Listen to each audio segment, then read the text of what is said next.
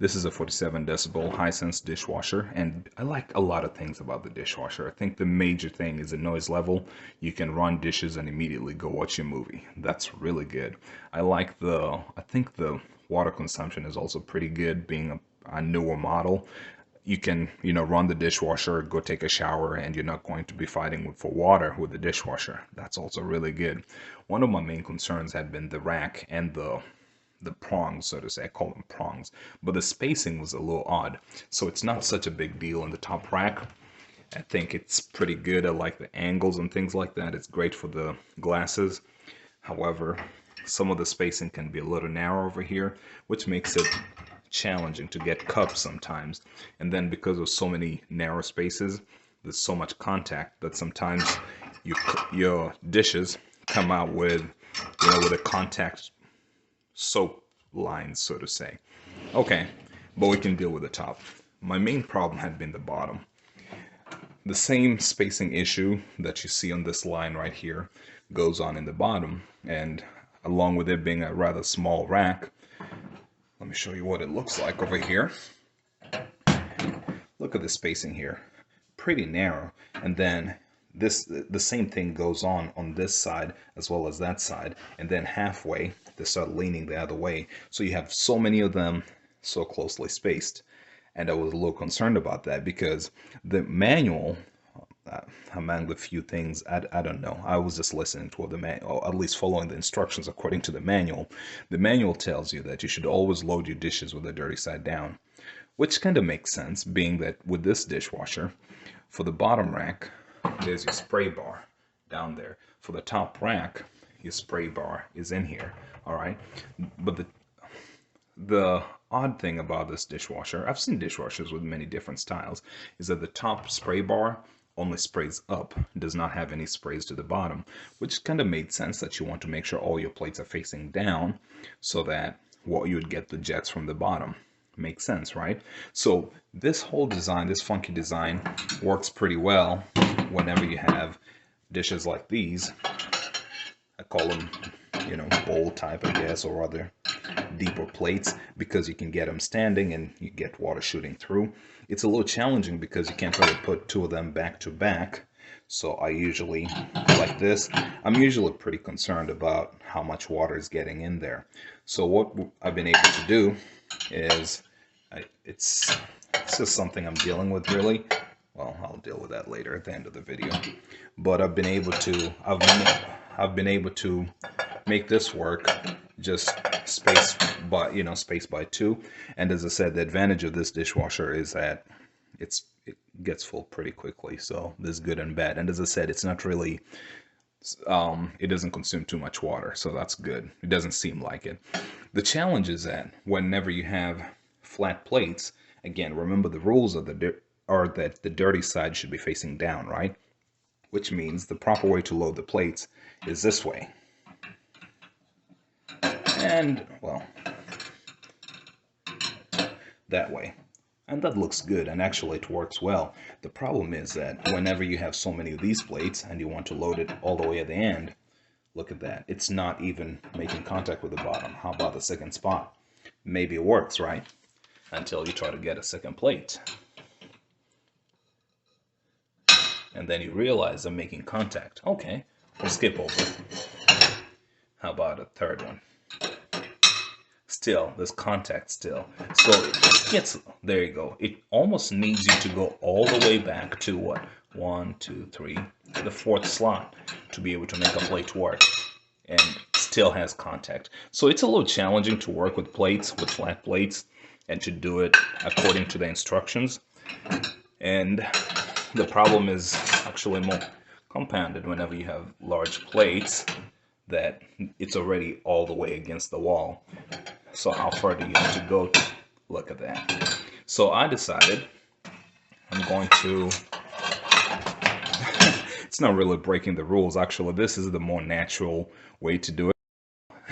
I knew that the manual said you're not supposed to do that.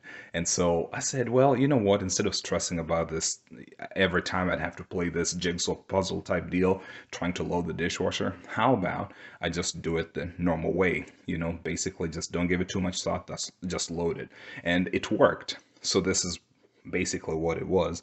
And what I'm going to show you is that I'm going to run this dishwasher, and then at the end we'll come back with the video with the record camera and try to record, show you what it looks like when you break the rules, once you have the dishes leaning the other way, right? So again, the concern was that there's no spray coming from the top, and the dishes were not going to get clean, but it worked for us. And something else, I guess, to add with all of this is that it goes back to that video I made about using finished dishwasher. We were having so many problems. There was the first problem whereby dishes were getting all this white powdery substance, and two, some of the dishes, those bowls, although they're loaded the right way, they had this oily film in them.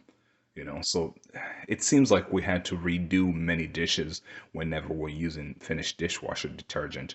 But when we switch to Cascade, everything's working fine. So we'll throw a pod in here and then come back at the end of the video, at the end of the cycle, and hopefully things look good at that point.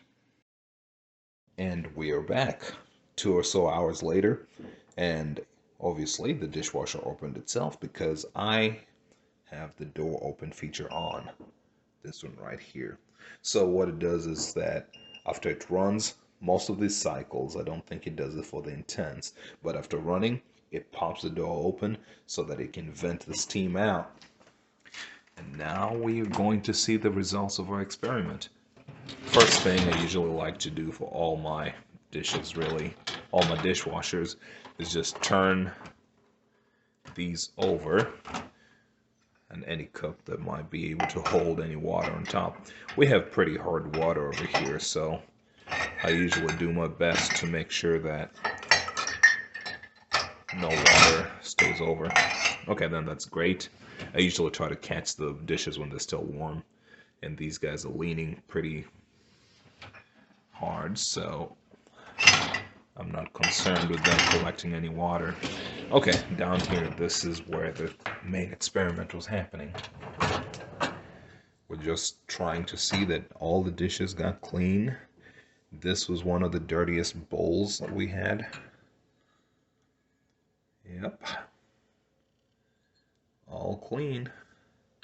That's good. I guess I could check that as well. I believe we're fine. Then these, I was very concerned about the flatware because the dishes were, as I said, facing the wrong direction. But what do you know?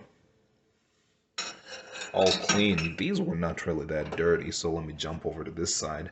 I think one of them had been used for pancakes and waffles and syrup in the morning. All clean. I do not want to celebrate prematurely, but it seems like even with these dishwashers that it doesn't really seem to matter whatever direction the flat dishes, the flat plates face.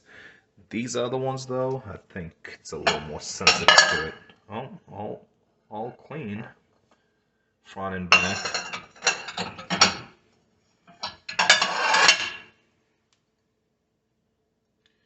Pretty good.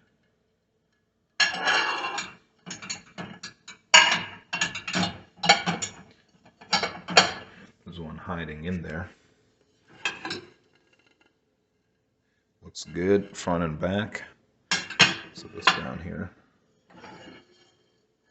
Same thing going on here. All clean. Now I'm going to check this one here because it's sort of hidden. All clean. Well, this experiment isn't turning out too badly after all. I don't think this one was too bad. It was just being sanitized.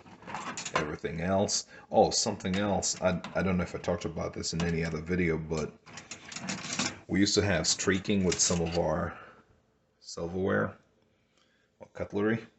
And over time, I think they would always come out with like streaks of water down after being washed. These ones seem to come out all clear. Yes, there are some misses, and this is what was happening. I used to try to use this because, again, you've got slots and things like that, but I think I had a few misses where I had to redo a few spoons and maybe one fork. But I don't really blame anybody because our dishes, or at least our silverware, has really wide bottoms or wide handles, so sometimes it was a little bit of a challenge to get it in there like that. So you had to try and get everything into those slots. But if this is a video checking or verifying or auditing how well the Hisense dishwasher cleans, I'd say it does a pretty good job. So that's another review video. Let's see if it caught anything in there.